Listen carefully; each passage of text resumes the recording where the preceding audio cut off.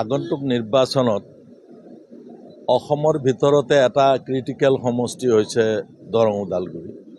এইকাৰণে ক্ৰিটিকেল বুলি কৈছোঁ যে 11 লাখ প্লাছ ভোট 6 শিডিউলৰ অন্তৰ্গত BTCত পৰিছে আৰু 10+ লাখ দৰং জিলাত পৰিছে নন BTC এৰিয়া।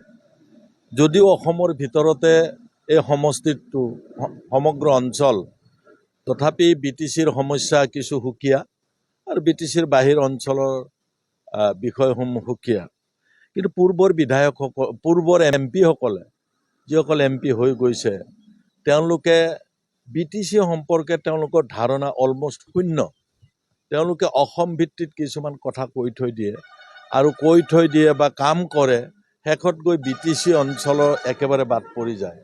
এই প্ৰসংগত মই উল্লেখ কৰিব বিচাৰিছোঁ, যদি যোৱা 17-18 বছৰ হাগ্ৰামা মহিলাৰী ডাঙৰীয়া BTCত নাথাকিলেহেঁতেন, বোধহয় BTCৰ অৱস্থা আগতকৈ আৰু বেয়া হ'লহেঁতেন। সেইকাৰণে হাগ্ৰামা মহিলাৰী ডাঙৰীয়াৰ যি কাম কাজ, সেই কাম কাজে BTCত প্ৰথম আৰু প্ৰধান বিষয় হিচাপে ৰাইজে গ্ৰহণ কৰিব আৰু BTCত আমি কাম কৰাৰ কাৰণে যোৱা দিনবিলাকত আৰু বৰ্তমান হাগ্ৰামা মহিলাৰী ডাঙৰীয়া যেনেকৈ তেখেতৰ পপুলাৰিটি বাঢ়িছে BPF দলৰ, আমি 1 নম্বৰ হ'ম।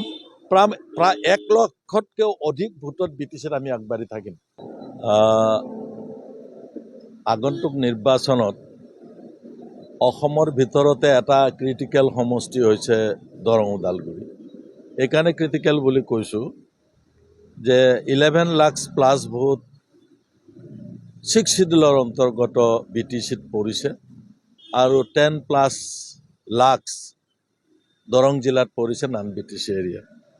যদিও অসমৰ ভিতৰতে এই সমষ্টিটো সমগ্ৰ অঞ্চল, তথাপি BTCৰ সমস্যা কিছু সুকীয়া আৰু BTCৰ বাহিৰ অঞ্চলৰ বিষয়সমূহ সুকীয়া। কিন্তু পূৰ্বৰ বিধায়কসকল, পূৰ্বৰ MP সকলে যিসকল MP হৈ গৈছে, তেওঁলোকে BTC সম্পৰ্কে তেওঁলোকৰ ধাৰণা অলমষ্ট শূন্য। তেওঁলোকে অসম ভিত্তিত কিছুমান কথা কৈ থৈ দিয়ে আৰু কৈ থৈ দিয়ে বা কাম কৰে, শেষত গৈ BTC অঞ্চলৰ একেবাৰে বাদ পৰি যায়।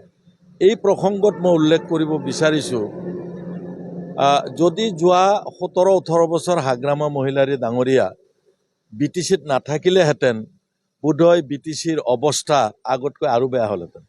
সেইকাৰণে হাগ্ৰামা মহিলাৰী ডাঙৰীয়াৰ যি কাম কাজ, সেই কাম কাজে BTCত প্ৰথম আৰু প্ৰধান বিষয় হিচাপে ৰাইজে গ্ৰহণ কৰিব আৰু BTCত আমি কাম কৰাৰ কাৰণে যোৱা দিনবিলাকত আৰু বৰ্তমান হাগ্ৰামা মহিলাৰী ডাঙৰীয়া যেনেকৈ তেখেতৰ পপুলাৰিটি বাঢ়িছে BPF দলৰ, আমি 1 নম্বৰ হ'ম।